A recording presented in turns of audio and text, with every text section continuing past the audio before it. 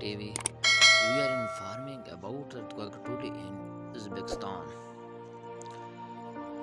Moderate mag 4.5 earthquake.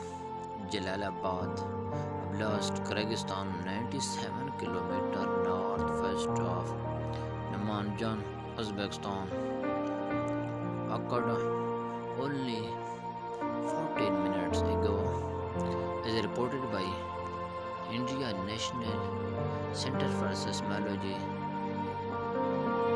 considered the main national agency that monitors seismic activity in this part of the world.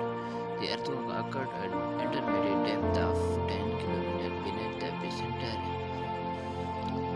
evening on Monday, 21 March 2022 at 9 p.m. local time.